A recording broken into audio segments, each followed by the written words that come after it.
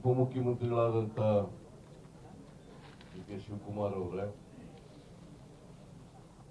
ಸಚಿವರುಗಳಾದಂಥ M B Patil ಅವರೇ, ಶಿವಾನಂದ ಪಾಟೀಲ್ ಅವರೇ, ತಿಮ್ಮಾಪುರ್ ಅವರೇ, ಎಲ್ಲ ಆತ್ಮೀಯ ಶಾಸಕ ಮಿತ್ರರೇ ಹಾಗೂ ಮಾಧ್ಯಮದ ಎಲ್ಲ ಸ್ನೇಹಿತರೆ, ಈಗಾಗಲೇ ಡಿ ಕೆ ಶಿವಕುಮಾರ್ ಅವರು ನೀರಾವರಿ ಸಚಿವರಾಗಿ ಇವತ್ತು ಲಾಲ್ ಬಹದ್ದೂರ್ ಶಾಸ್ತ್ರಿ ಜಲಾಶಯಕ್ಕೆ ಏನ್ ಬಾಗಿನ ಅರ್ಪಿಸಿದ್ದೀವಿ, ಗಂಗಾ ಪೂಜೆಯನ್ನ ಮಾಡಿದ್ದೀವಿ, ಅದನ್ನ ನಿಮ್ಮ ಮುಂದೆ ಪ್ರಸ್ತಾಪ ಮಾಡಿದ್ದಾರೆ. ಇವತ್ತು ಆಲ್ಮಟ್ಟಿ ಡ್ಯಾಮ್ 100ಕ್ಕೆ 100 ತುಂಬಿದೆ. ಇದನ್ನು ಆಲ್ಮಟ್ಟಿ ಡ್ಯಾಮ್ ಅಂತ ಕೂಡ ಕರಿತೀವಿ, ಲಾಲ್ ಬಹದ್ದೂರ್ ಶಾಸ್ತ್ರಿ ಜಲಾಶಯ ಅಂತ ಕೂಡ ಕರಿತೀವಿ. 100ಕ್ಕೆ 100 ತುಂಬಿದೆ. 519.6 ಮೀಟರ್ ಈಗ ತಲುಪಿದೆ. ನಾವು ಈಗಾಗಲೇ ಕಾವೇರಿ ಜಲಾನಯನ ಪ್ರದೇಶದಲ್ಲಿ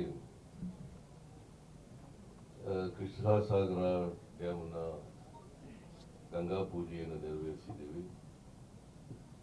ಹಾಗೆಯೇ ಕಬಿನಿ ಜಲಾಶಯದ ಗಂಗಾ ಪೂಜೆಯನ್ನು ಕೂಡ ಪೂಜೆಯನ್ನು ಮಾಡಿದ್ದೀವಿ. ಈ ವರ್ಷ ಸಂತೋಷದ ವಿಚಾರ ಏನಪ್ಪಾ ಅಂತಂದ್ರೆ, ಎಲ್ಲ ಜಲಾಶಯಗಳು ಕೂಡ ತುಂಬಿದವು. ಕರ್ನಾಟಕದ ಎಲ್ಲ ಜಲಾಶಯಗಳು, ಕಬಿನಿ ಇರ್ಬೋದು, ಕಾವೇರಿ ಕೃಷ್ಣಸಾಗರ ಇರ್ಬೋದು, ಆರಂಗಿ ಇರ್ಬೋದು, ಹೇಮಾವತಿ ಇರ್ಬೋದು, ಆಲ್ಮಟ್ಟಿ ಇರ್ಬೋದು, ನಾರಾಯಣಪುರ ಇರ್ಬೋದು, ತುಂಗಭದ್ರಾ ಇರ್ಬೋದು, ಮತ್ತೆ ಭದ್ರಾ ಜಲಾಶಯ ಇರ್ಬೋದು, ಹೀಗೆ ಎಲ್ಲ ಮೇಜರ್ ಜಲಾಶಯಗಳು ತುಂಬಿದ್ದಾವೆ. ಅಷ್ಟೇ ಅಲ್ಲ, ವಿದ್ಯುತ್ ಉತ್ಪಾದನೆ ಮಾಡ್ತಕ್ಕಂಥ ಜಲಾಶಯಗಳು ಕೂಡ ತುಂಬಿದ್ದಾವೆ. ಶರಾವತಿ, ಸೂಪ, ಮಾಣಿ ಇವೆಲ್ಲ ಕೂಡ ಜಲಾಶಯಗಳು ಕೂಡ ತುಂಬಿದ್ದಾವೆ. ಇದು ಒಂದು ಈ ಎಲ್ಲ ಜಲಾಶಯಗಳು ತುಂಬಿರೋದ್ರಿಂದ ಒಂದು ನೀರಾವರಿಗೆ ನೀರಿಗೆ ತೊಂದರೆ ಆಗಲ್ಲ, ಮತ್ತೆ ಕುಡಿಯ ನೀರಿಗೆ ತೊಂದರೆ ಆಗಲ್ಲ, ವಿದ್ಯುತ್ ಶಕ್ತಿ ಉತ್ಪಾದನೆಗೆ ಸಾಕಷ್ಟು ನೀರು ಸಿಗ್ತದೆ. ಎಲ್ಲಕ್ಕಿಂತ ಬಹಳ ಮುಖ್ಯವಾಗಿ ಮಳೆ ಈ ಸಾರಿ ಚೆನ್ನಾಗಿರೋದ್ರಿಂದ ಎಲ್ಲಾ ಕೆರೆಗಳು ಕೂಡ ಭರ್ತಿಯಾಗಿದ್ದಾವೆ. ಅಷ್ಟೇ ಅಲ್ಲ, ಕೆರೆಗಳು ಎಲ್ಲೆಲ್ಲಿ ನೀರನ್ನ ಕೆರೆಗಳಿಗೆ ತುಂಬೋದಿಲ್ಲ ಅಂತ ಕೆರೆಗಳಿಗೆ ನೀರನ್ನ ಬಿಟ್ಟು ಆ ಕೆರೆಗಳನ್ನೆಲ್ಲ ತುಂಬಿಸ್ತೀವಿ. ಇದರಿಂದ ಏನಾಗ್ತದೆ ಅಂತಂದ್ರೆ, ಅಂತರ್ಜಲ ಮಟ್ಟ ಏರಿಕೆ ಆಗ್ತದೆ. ಅಂತರ್ಜಲ ಮಟ್ಟ ಏರಿಕೆ ಆಗೋದ್ರಿಂದ ಬೋರ್ವೆಲ್ಗಳಿಗೆ ನೀರು ಸುಲಭವಾಗಿ ಸಿಗಲಿಕ್ಕೆ ಸಾಧ್ಯ ಆಗ್ತದೆ. ಸೊ ಈ ಕಾರಣದಿಂದ ಈ ವರ್ಷ ಮಳೆಗಾಲ ಚೆನ್ನಾಗಿರೋದ್ರಿಂದ ಉತ್ತಮವಾದಂಥ ಬೆಳೆನೂ ಕೂಡ ಬರ್ತದೆ ರೈತರಿಗೆ, ಜೊತೆಗೆ ಎಲ್ರಿಗೂ ನೀರು ಸಿಗ್ತಕ್ಕಂಥ ವ್ಯವಸ್ಥೆ ಆಗ್ತದೆ.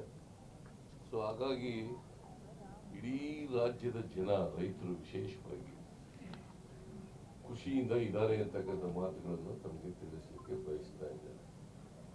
ತುಂಗಭದ್ರಾ ಡ್ಯಾಮ್ ಅನ್ನು ಕೂಡ ನಾವು ಪೂಜೆ ಮಾಡಬೇಕು ಅಂತ ಡೇಟ್ ಅನ್ನು ನಿಗದಿ ಮಾಡಿದ್ದು. ಆದರೆ 19ನೇ ಗೇಟು ಕಳಚೋದ್ರಿಂದ ನಾವು ತುಂಗಭದ್ರಾ ಡ್ಯಾಮ್ ಅನ್ನು ಪೂಜೆ ಮಾಡಲಿಕ್ಕೆ ಸಾಧ್ಯ ಆಗಲಿಲ್ಲ. ಮತ್ತೆ ಕೆಲವೇ ದಿನಗಳಲ್ಲಿ ತುಂಗಭದ್ರಾ ಡ್ಯಾಮ್ ತುಂಬಿಕೊಳ್ತದೆ, ಅದನ್ನು ಕೂಡ ಪೂಜೆ ಮಾಡ್ತೀವಿ ಅಂತಕ್ಕಂಥದ್ದು. ಯಾಕಂದ್ರೆ 35 TMC ನೀರು ಹೊರಟೋಗ್ತದೆ ತುಂಗಭದ್ರಾ ಡ್ಯಾಮಿಂದ. ಸುಮಾರು 19ನೇ ಗೇಟು ಕಿತ್ತೋಗಿ ಚೈನ್ ಕಟ್ಟಾದ್ರಿಂದ, ಆ ಗೇಟು ಕೊಚ್ಚಿಕೊಂಡು ಹೋಗೋದ್ರಿಂದ ನೀರು ಜಾಸ್ತಿ ಹೋಯಿತು. ನಾವು ಒಂದು 60 TMC ನೀರು ಹೋಗ್ತದೆ ಅಂತ ಲೆಕ್ಕ ಹಾಕಿತ್ತು. ಆದರೆ ಸದ್ಯ ಅದೃಷ್ಟವಶಾತ್ 30-35 TMC ನೀರು ಮಾತ್ರ ವ್ಯಯ ಆಗಿರೋದು, ನದಿನಲ್ಲಿ ಹೋಗಿರೋದು. ಇನ್ನು ಉಳಿದಂಥ ನೀರು ಸೇಕರಣೆ ಆಗಿದೆ. ಮತ್ತು ಇವತ್ತು ಕೂಡ ಸುಮಾರು 70 TMCಗೂ ಹೆಚ್ಚು ನೀರಿದೆ.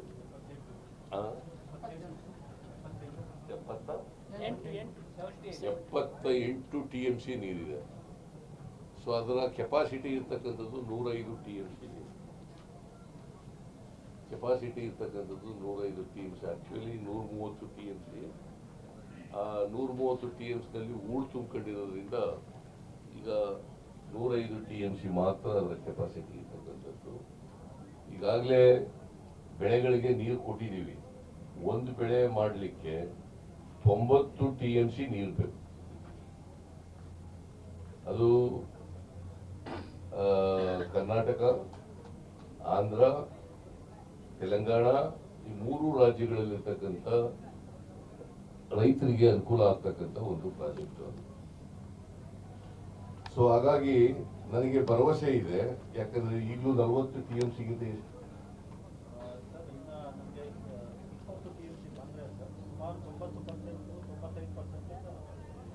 ಇನ್ನು 20 TMC ನೀರು ಬಂದ್ರೆ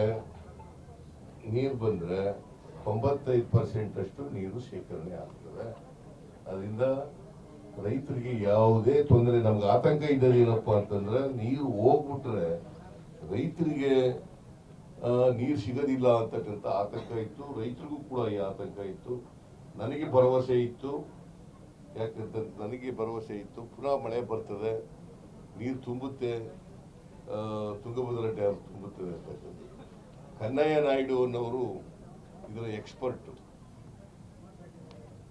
ನೀರಾವರಿ ಈ ಡ್ಯಾಮ್ಗಳ ಎಕ್ಸ್ಪರ್ಟ್. ಅವರು ಅದನ್ನ ಬಂದು 4 ದಿನಗಳಲ್ಲಿ 3-4 ದಿನಗಳಲ್ಲಿ ಅದನ್ನ ಮಾಡಿ ಗೇಟ್ ಅನ್ನು ಅಳವಡಿಸಿ ನೀರು ಪೋಲಾಗದ ರೀತಿಯಲ್ಲಿ ಮಾಡ್ಕೊಂಡಿದ್ದಾರೆ.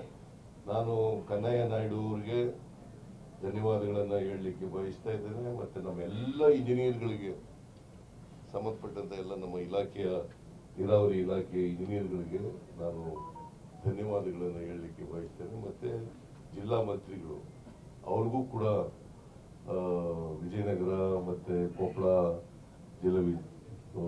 ಜಿಲ್ಲಾ ಮಂತ್ರಿಗಳ ಮಾಡ್ತೇನೆ. ಮತ್ತೆ ಇಲ್ಲಿ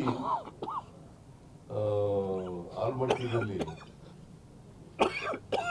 ಇದು 2ನೇ ಹಂತದ್ದು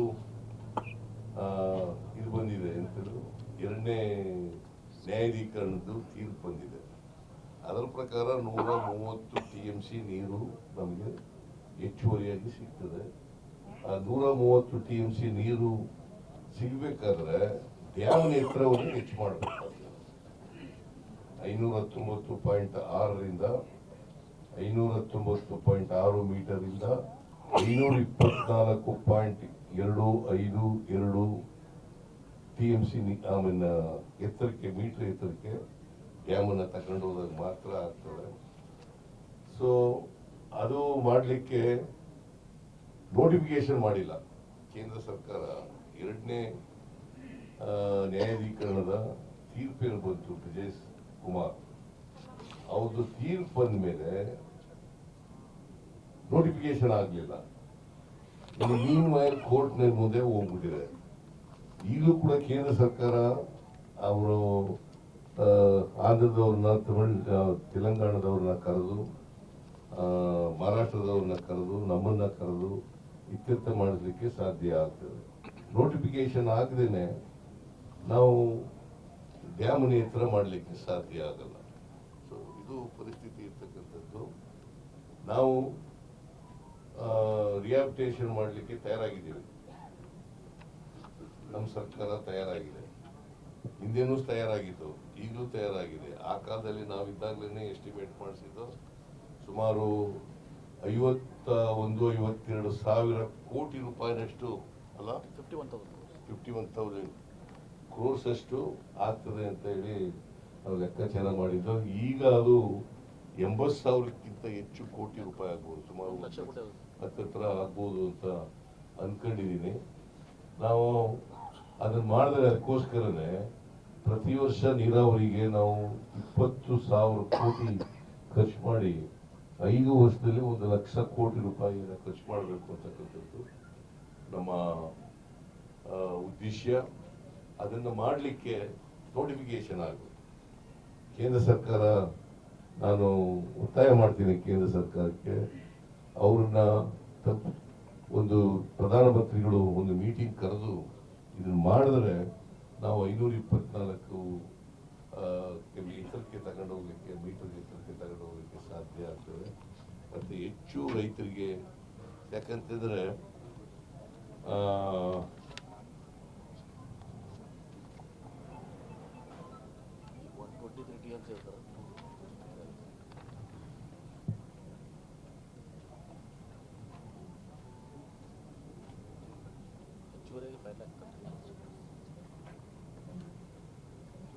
ನಾವು 130 TMC ನೀರು ಬಳಕೆ ಆಗ್ತದೆ. ಆಲ್ಮಟ್ಟಿ ಜಲಾಶಯದಿಂದ ಸುಮಾರು 5,94,00,000 ಹೆಕ್ಟೇರ್, ಅಂದ್ರೆ 14,68,00,000 ಎಕರೆ, ಅಷ್ಟು ಎಕರೆಯಷ್ಟು ನೀರಾವರಿಗೆ ನೀರು ಸಿಗ್ತದೆ. ಸೊ ಈಗಾಗಲೇ ನಾವು 16,47,000 ಕೃಷ್ಣ ಮಲ್ದಂಡೆ ಯೋಜನೆ 1-2 ಪ್ರಕಾರ, UKP 1-2 ಪ್ರಕಾರ 173 TMC ನೀರು ಅದನ್ನು ಬಳಸ್ಕೊಂಡು 16,47,000 ಹೆಕ್ಟೇರ್ ಆಗ್ತದೆ. ಅದನ್ನ 524 ಮೀಟರ್ ಏರಿಸಿದ್ರೆ ಮತ್ತೆ 14,68,00,000 ಎಕರೆ ಆಗ್ತದೆ. ಸೊ ಇದಕ್ಕೆ ನಾವು ಒತ್ತಾಯ ಮಾಡ್ತಾ ಇದ್ದೀವಿ, ಕೇಂದ್ರ ಸರ್ಕಾರ ನೋಟಿಫಿಕೇಶನ್ ಮಾಡಬೇಕು ಅಂತೇಳಿ ಒತ್ತಾಯ ಮಾಡ್ತೀವಿ. ಸೊ ಇದು ಇವತ್ತು ನಾವು ಬಹಳ ಸಂತೋಷದಿಂದ ಇವತ್ತು ನಾನು, DK ಶಿವಕುಮಾರ್ ಅವರು, ನಮ್ಮ ಎಲ್ಲ ಶಿವಾನಂದ್ ಅವರು, MB ಪಾಟೀಲ್ ಅವರು, ತಿಮ್ಮಾಪುರ್ ಅವರು, ನಮ್ಮ ಎಲ್ಲ MLAಗಳು ಕೂಡ ಎಲ್ಲರೂ ಸೇರಿ ಗಂಗಾ ಪೂಜೆಯನ್ನು ನೆರವೇರಿಸಿದ್ದೀವಿ. ಅದು ಪ್ರತಿ ವರ್ಷನೂ ಕೂಡ ತುಂಬಲಿ ಅಂತೇಳಿ ನಾನು ಪ್ರಾರ್ಥನೆಯನ್ನು ಮಾಡ್ತೇನೆ. ಆಮೇಲೆ ಬೆಂಗಳೂರಿನಲ್ಲಿ ಜನಪ್ರತಿನಿಧಿಗಳು ಬಾಗಲಕೋಟೆ,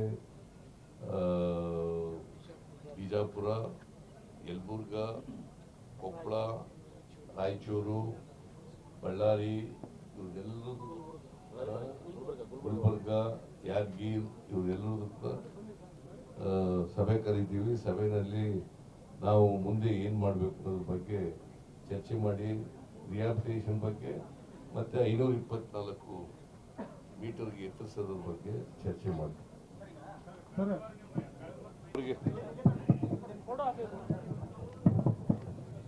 ಸರ್, ತಾವು ಕಳೆದ ವರ್ಷ ಬಾಗಿನಾರ್ಪಣೆಗೆ ಬಂದಾಗ ಕೃಷ್ಣಾ ನ್ಯಾಯಾಧೀಕರಣದ ಏನು ವ್ಯಾಜ್ಯ ಇದೆ ಸುಪ್ರೀಂ ಕೋರ್ಟ್ನಲ್ಲಿ, ಅಲ್ಲಿ ನಾವು day by day hearing appeal ಮಾಡಿಕೊಂಡು ಶೀಘ್ರವಾಗಿ ಅದನ್ನು ನಾವು ಬಗೆಹರಿಸ್ತೀವಿ ಅಂತ ಹೇಳ್ತೀವಿ.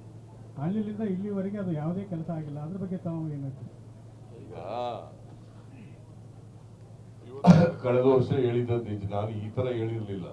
ನಾವು ಒತ್ತಡ ಹಾಕ್ತೀವಿ ಅಂತ ಈಗೇನು ಹೇಳಿದ್ದೀನಿ ಅದನ್ನೇ ಹೇಳಿದ್ದೆ. ನಾವು ಸುಪ್ರೀಂ ಕೋರ್ಟ್ ನಲ್ಲಿ ಒತ್ತಡ ಹಾಕೋದ್ರ ಜೊತೆಗೆ ಪ್ರಧಾನಮಂತ್ರಿಗಳ ಮೇಲೂ ಕೂಡ ಒತ್ತಡ ಎತ್ತೀವಿ ಅಂತ ಹೇಳಿದ್ದೆ.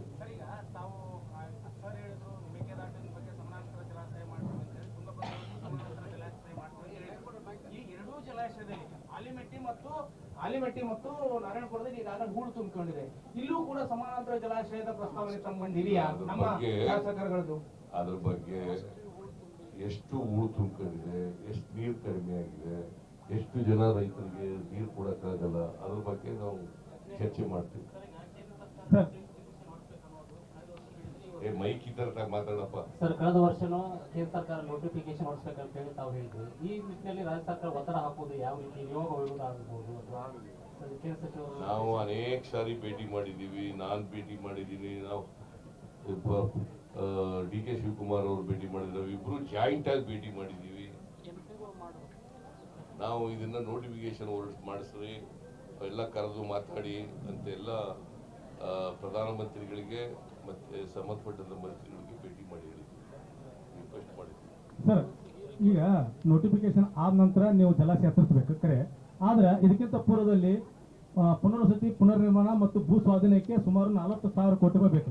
ಕಳೆದ 1 ವರ್ಷದ ನಿಮ್ಮ ಅವಧಿಯಲ್ಲಿ ಪುನರ್ವಸತಿ, ಪುನರ್ನಿರ್ಮಾಣ ಮತ್ತು ಭೂ ಸ್ವಾಧೀನಕ್ಕೆ ಖರ್ಚು ಮಾಡಿರ್ತಕ್ಕಂಥದ್ದು ಕೇವಲ 940 ಕೋಟಿ ರೂಪಾಯಿ. ಹಾಗಾದ್ರೆ ಯಾವಾಗ ಇದು ಮುಕ್ತಾಯ ಆಗೋದು? ಈಗ ಆ ಪುನರ್ವಸತಿ, ಪುನರ್ನಿರ್ಮಾಣ ಆದ ನಂತರವೇ ನೀವು ಜಲಾಶಯ ಎತ್ತರಿಸಕ್ಕೆ ಸಾಧ್ಯ. ನಾವು ಪುನರ್ವಸತಿ, ಪುನರ್ನಿರ್ಮಾಣ ಮಾಡ್ತಕ್ಕಂಥದ್ರ ಬಗ್ಗೆ ಈಗಾಗಲೇ ನಾವು ಇದ್ದೀವಿ. ನಾವು ಅದ್ರ ಬಗ್ಗೆ ಕ್ರಮ ತಗೋತಾ ಇದ್ದೀವಿ. ಈಗ ಒಟ್ಟು ಖರ್ಚಾಗಿರ್ತಕ್ಕಂಥ ಹಣ ಇಲ್ಲಿವರೆಗೆ ಎಷ್ಟು?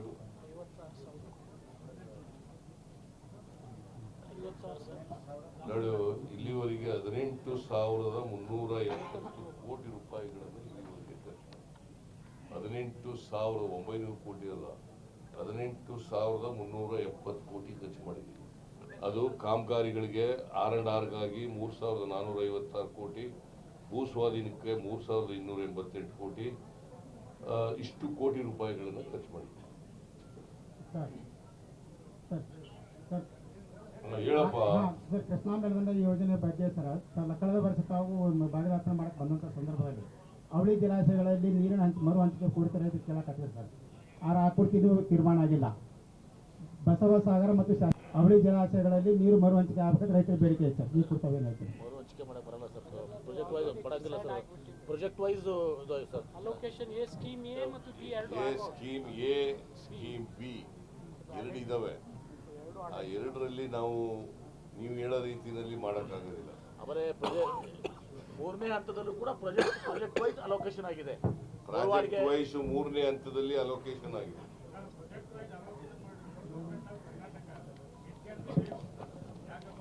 ಮೈಕ್ ತಗೊಂಡು ಮಾತಾಡ್ರಪ್ಪ. ಇಂಥ 100 ಸಿದ್ದರಾಮಯ್ಯ ಬಂದ್ರು ಕುಮಾರಸ್ವಾಮಿನ ಈಗ ಕುಮಾರಸ್ವಾಮಿಗೆ 100 ಸಿದ್ದರಾಮಯ್ಯ ಅಲ್ಲ, ಪೊಲೀಸ್ನವರು ಅರೆಸ್ಟ್ ಮಾಡೋದಯ್ಯ, ನಾನಲ್ಲ. ಒಬ್ಬ ಪೊಲೀಸ್ ಕಾನ್ಸ್ಟೇಬಲ್ ಸಾಕು ಅರೆಸ್ಟ್ ಮಾಡ್ತಾರ ಅಲ್ವಾ? 100 ಸಿದ್ದರಾಮಯ್ಯ ಬಂದ್ರು ಅರೆಸ್ಟ್ ಮಾಡಕ್ಕಾಗಲ್ಲ. ನಾನು ಅರೆಸ್ಟ್ ಮಾಡ್ತೀನಾ? ನಾನು ಅರೆಸ್ಟ್ ಮಾಡಲ್ಲ, ಪೊಲೀಸ್ನವ್ರು ಮಾಡೋದು. ಮೂಡಾ ಪ್ರಕರಣದಲ್ಲಿ ಸಿದ್ದರಾಮಯ್ಯ ಎದುರ್ಕೊಂಡಿರೋದ್ರಿಂದಲೇ ಇವತ್ತು ಪ್ರೆಸ್ ಮೀಟ್ ಮಾಡಿರೋದು. ಅವರು ಎದುರ್ಕೊಳ್ಳದೆ ಹೋಗಿದ್ರೆ ಪ್ರೆಸ್ ಮೀಟ್ ಮಾಡ್ತಿರ್ಲಿಲ್ಲ. ಎಲ್ಲಿ ಸ್ಯಾಂಕ್ಷನ್ ಕೊಟ್ಟಿಟ್ಬಿಟ್ಟರು ಅಂತೇಳಿ ಪ್ರೆಸ್ ಮೀಟಿಂಗ್ ಮಾಡಿದ್ರು. ಲೇಔಟ್ ನಿರ್ಮಾಣದ ನಂತರ ಮೊದಲಿನ ಮುಂಚೆ ಅಂದ್ರೆ ಲಕ್ಷಿ ಭೂಮಿ ಅಂತೇಳಿ ಖರೀದಿ ಮಾಡಿದ್ದಾರೆ ನಿಮ್ಮ ಪತ್ನಿಯವ್ರ ಸಹೋದರ ಅಂತ ಹೇಳ್ತಾ ಇದ್ದಾರೆ. ನಾನು ಈಗ ಕಮಿಷನ್ ಮಾಡಿದ್ದೀನಿ. ನಾನು ಕಮಿಷನ್ ಎಂಕ್ವೈರಿ ಮಾಡಿ ಸತ್ಯ ಗೊತ್ತಾಗತ್ತಲ್ವಾ? ಕಮಿಷನ್ ಕೆಲಸ ಏನು? Facts finding. ಫ್ಯಾಕ್ಟ್ಸ್ ಎಲ್ಲ ನೋಡ್ಲಿ ಅವರು. ಕುಮಾರಸ್ವಾಮಿ ಹೇಳದೆ ಸತ್ಯನಾ? ಕುಮಾರಸ್ವಾಮಿ ಯಾವಾಗಲೂ ಹಿಟ್ ಅಂಡ್ ರನ್ ಕೇಸ್ ಅವರು.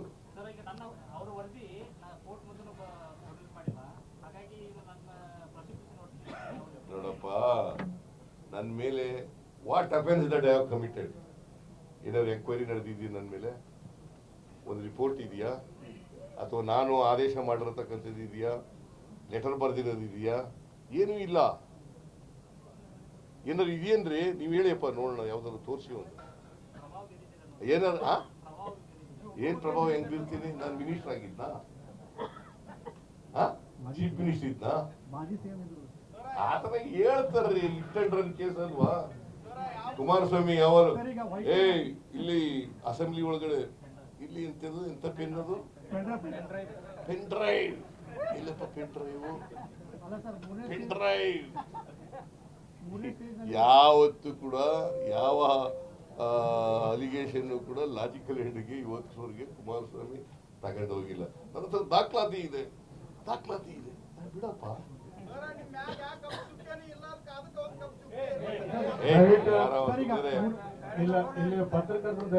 ಪತ್ರಕರ್ತರು ಮಾತ್ರ. ವೈಕರ್ ಕೂಡ ಹತ್ತಿದ್ದಾರೆ ಅಂತ ಹೇಳಿದ್ದಾರೆ. ವೈಕರ್ ಹತ್ತಿದ್ದಾರೆ. ವೈಟ್ನರ್ ಹತ್ತಿ ದಾಖಲೆ ತಿದ್ದಿದ್ದಾರೆ ಅಂತ. ನೋಡಪ್ಪ 24ನೇ 2014 ಒಂದು ಯಾವ ದಾಖಲೆನೂ ತಿದ್ದಕ್ಕೆ ಹೋಗಲ್ಲ, ಗೊತ್ತಾಯ್ತಾ? 14ನೇ ಇಸ್ವಿ ಆ ಲೆಟರ್ ಮೇಲೆ ಸೈಟ್ ಅಲಾಟ್ ಆಗಿಲ್ಲ. ಸೈಟ್ ಅಲಾಟ್ ಆಗಿರೋದು 21ನೇ ಇಸ್ವಿನಲ್ಲಿ ಕೊಟ್ಟಿದೆಯಲ್ಲ ಲೆಟರು, ಅದ್ರ ಮೇಲೆ ಅಲ್ಲ. ಹೇಳೋದು ಅರ್ಥ ಆಯ್ತಾ ನಿನ್ಗೆ? ಕುಮಾರಸ್ವಾಮಿ ಏನೋ ಒಂದು ತಿದ್ದುಬಿಟ್ಟವ್ರೆ ಅಂತ ಏನೋ ಹೇಳಿದ್ರಲ್ಲ, ತಿದ್ದಿಲ್ಲ ಅನ್ನೋದು ಮೊದಲನೇ ಉತ್ತರ. ಎರಡನೇದು 2014 ಕೊಟ್ಟಿರ್ತಕ್ಕಂಥ ಲೆಟರು ಅದು 2014. 2020 ಇನ್ನೊಂದು ಲೆಟರ್ ಕೊಟ್ಟಿದೆ, ಅದ್ರ ಮೇಲೆ ಸೈಟ್ ಅಲಾಟ್ ಆಗಿರೋದು. ನಂಬರ್ 1. ನಂಬರ್ 2. ನಂಬರ್ 3, ಆಗ ಮೂಡ ಯಾರ ಕೈಗಿರಲಿತ್ತು ಹೇಳಪ್ಪ ನೀನೆ? ಬಿಜೆಪಿ ಕೈನಲ್ಲಿ ಚೇರ್ಮನ್ ಆಗಿದ್ದವ್ರು ಯಾವ ಪಾರ್ಟಿಯವರು? ಬಿಜೆಪಿಯವರು. ಆ ಕಮಿಟಿ ಮೂಡ ಬೋರ್ಡ್ ನಲ್ಲಿ ಯಾರ್ಯಾರಿದ್ದಾರೆ? ಬಿಜೆಪಿಯವರು ಇದ್ದಾರೆ, JDS ನವರು ಇದ್ದಾರೆ, ಅವರೇ ಜಾಸ್ತಿ ಇದ್ದಾರೆ. ಹೆಂಗೆ ಅಲರ್ಟ್ ಆಗೋದು? ಯಾರಿಗೆ ಜವಾಬ್ದಾರರು? ಅಲ್ಲ, ಆಗ ಮುಖ್ಯಮಂತ್ರಿಗಳಾಗಿದ್ದವ್ರು ಯಾರು? Mister Bommai, BJP government.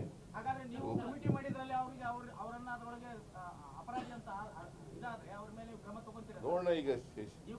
ಕೇಳಪ್ಪ ತಮ್ಮ, ಈಗ ಕಮಿಷನ್ ಮಾಡಿದೀವಲ್ಲ, ಕಮಿಷನ್ ಅವ್ರು ವರದಿ ಕೊಡ್ಲಿ, ನೋಡೋಣ ಯಾರು ತಪ್ಪಿತಸ್ಥರು ಅಂತ.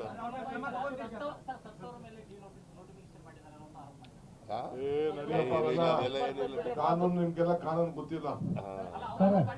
ಅವ್ರು ಹೇಳ್ದಂತೆ ಕಾನೂನು ಅಲ್ರಿ, ನಾನು lawyer.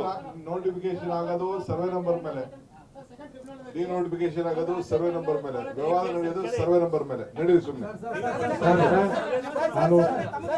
Hello sir, sir kindly request MP Patil sir ಗಮನ ಕೊಡಬೇಕು. ಹೇಳಪ್ಪ.